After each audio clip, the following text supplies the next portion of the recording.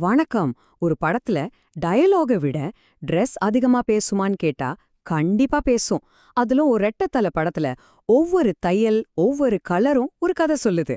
வாங்க, இந்த பகுப்பாய்வுல costume design எப்படி ஒரு சைலண்ட் கேரக்டரா மாறி கதையே வேற லெவலுக்கு கொண்டு போகுதுன்னு பார்க்கலாம்.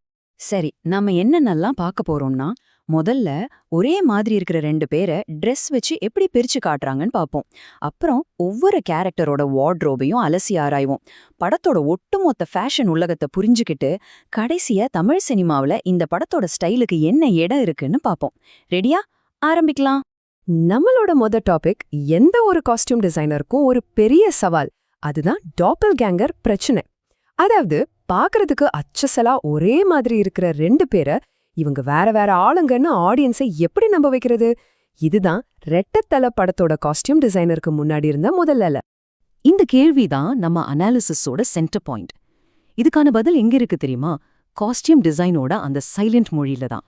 வெறும் முகத்தை மட்டும் பார்க்காம அவங்க போட்டிருக்கிற ட்ரெஸ் மொழியமாவே இவங்க ரெண்டு பேரோட ஆன்மாவையே நம்ம எப்படி தனித்தனியா உணர்றோம். வாங்க பார்க்கலாம். படத்தோட ஒன்லைன் சிம்பிள் தான். நம்ம அருண் விஜய் ஒரு பக்கம் நல்ல லட்சியவாதியான காளி, இன்னொரு பக்கம் பக்கா டேஞ்சரான டான் உபேந்திரா. இந்த ரெண்டு எக்ஸ்ட்ரீம் கேரக்டர்ஸ்க்கும் நடுவுல இருக்கிற வித்தியாசத்தை உருவாக்குறதுல இருந்து தான் காஸ்டியூம் டிசைனோட வேலையே ஆரம்பிக்குது. ஓகே, இப்போதான் நம்ம விஷயத்துக்கே வரோம். காஸ்டியூம் டிசைனர் கிருத்திகா சேகர் இந்த ரெண்டு முக்கிய கதாபாத்திரங்களையும் அவங்களோட உடைகள் மூலமா எப்படி பிரிச்சு மேறாங்கன்னு டீட்டெயிலா பார்க்கலாம். முதல்ல இந்த கலர் பேலட்டை பாருங்க. இததான் ஒரு படத்தோட கலர் ஸ்டோரின்னு சொல்லுவாங்க. காளிக்கு கோவாவோட அந்த பீச் மணல் கலர், வெயில்ல மங்கி போன நீலம்னு ரொம்பவே எர்த்தி டோன்ஸ் யூஸ் பண்ணிருக்காங்க. இது அவனோட சிம்பிளிசிட்டியே காட்டுது.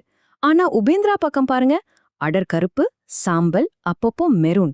இந்த கலர்ஸ் அவன் ஒரு வார்த்தை கூட பேசாமலே அவனோட பவரையும் டேஞ்சரையும் நமக்கு கடத்திடுது இல்லையா? அடுத்து ரொம்ப முக்கியமான விஷயம், அவங்க யூஸ் பண்ணியிருக்கிற துணி வகை, அதாவது மெட்டீரியாலிட்டி. காளிக்கு லினன், காட்டன்னா காத்துல ஈஸியா அசைற மாதிரி உடம்புக்கு சௌகரியமான துணிகள். இது அவனோட ஃப்ரீயான, எதையும் கண்டுக்காத கேரக்டரை காட்டுது.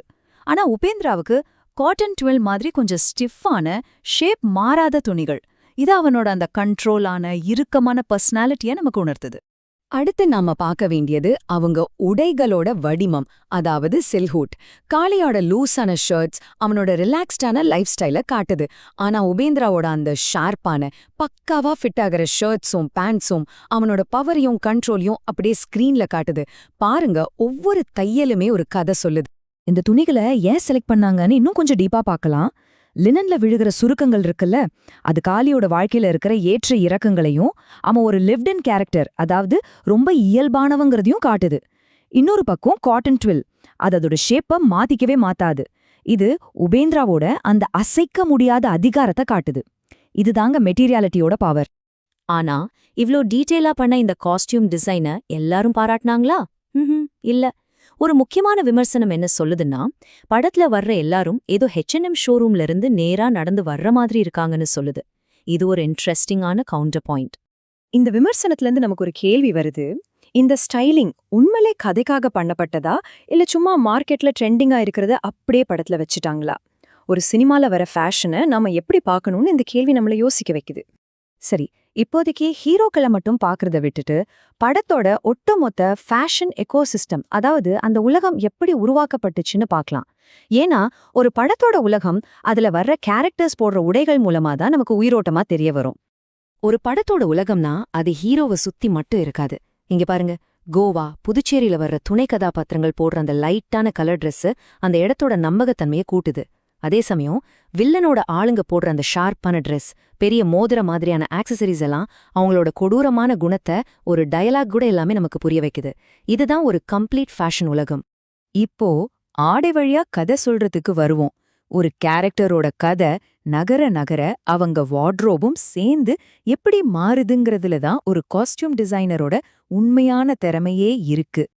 இதுக்கு ஒரு பெஸ்ட் எக்ஸாம்பிள் யாருன்னா, சித்தி இத்னானி நடிச்ச ஆந்த்ரே கேரக்டர் தான்.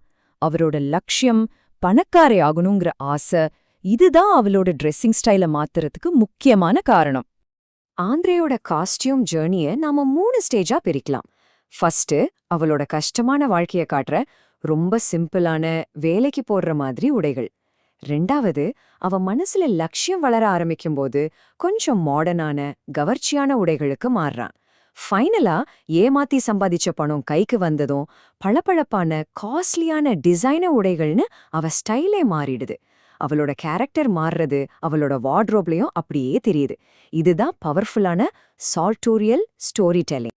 சரி, கடைசியா இந்த படத்தோட காஸ்டியூம் டிசைனை தமிழ் சினிமா மற்றும் இப்போதைய இந்திய ஃபேஷன் ட்ரெண்டோட சேர்த்து வச்சு பார்க்கலாம். இப்போ நாம விஷுவல் ஐகனோகிராஃபி அப்படிங்கிற ஒரு முக்கியமான கான்செப்டை பத்தி பேச போறோம். சிம்பிளா சொல்லணும்னா இது ஒரு சினிமா மொழி. ஒரு கேரக்டர் நல்லவரா கெட்டவரான டயலாக் வர்றதுக்கு முன்னாடியே அவங்க போட்டிருக்கிற ட்ரெஸ்ஸோட கலரை வச்சே நம்ம மனசுல பதிய வைக்கிற ஒரு டெக்னிக் இது. ரெட்டத்தலை இந்த டெக்னிக்கை ரொம்ப பக்காவா யூஸ் பண்ணுது. காளியோட அந்த மண் சார்ந்த நிறங்கள் அவனோட நல்ல குணத்தையும், உபேந்திராவோட டார்க் கலர் சூட் அவனோட கெட்ட குணத்தையும் காட்டுற அந்த கிளாசிக் ஹீரோ வில்லன் ஃபார்முலாவை கரெக்டா ஃபாலோ பண்ணுது. இந்த படத்தோட ஃபேஷன் இன்னைக்கு இந்தியால இருக்கிற ஒரு பெரிய கல்ச்சுரல் ட்ரெண்டோட கனெக்ட் ஆகுது. அதாவது ஃபேஷன் தான் சும்மா துணி போடுறது மட்டும் இல்ல, அது நம்மள வெளிப்படுத்திக்கிற ஒரு கருவி. ரன்வீர் சிங் மாதிரி ஸ்டார்ஸ் இதை எப்படி பண்றாங்களோ அதே மாதிரி தான் இந்த படத்தோட கேரக்டர்ஸும் ஃபேஷனை யூஸ் பண்றாங்க. இந்த மேற்கோள் சொல்ற மாதிரி ஒரு ஹீரோன்னா அவன் விழவே மாட்டான்னு அர்த்தம் இல்ல, அவனோட குறைகள் தான் அவனை ஒரு நிஜமான ஹீரோவா காட்டுது. ரெட்டத்தலை படத்துல காளியோட அந்த சுருக்கம் விழுந்த லினன் ஷர்ட் அவனோட குறைகளையும், உபேந்திராவோட அந்த கச்சிதமான சூட் அவனோட பலத்தையும் முதல் சீன்ல இருந்தே நமக்கு சொல்லாம சொல்லுது. அப்போ இந்த கேள்வியோட இந்த பகுப்பாய்வை முடிச்சுக்கலாம். முதல் ஃப்ரேம்ல இருந்தே ஒரு கேரக்டரோட பலம் பலவீனத்தெல்லாம் வரையறுக்கிறது மூலியமா காஸ்டியூம்ஸ் எப்படி ஒரு படத்தோட உண்மையான சைலண்ட் கதை சொல்லிகளா மாறுது. அடுத்த தடவை நீங்க ஒரு படம் பார்க்கும்போது ஆக்டர்ஸோட நடிப்பை மட்டும் பார்க்காதீங்க, அவங்க போட்டிருக்கிற ட்ரெஸ் சொல்கிற கதையையும் கொஞ்சம் கவனிச்சு பாருங்க. நன்றி.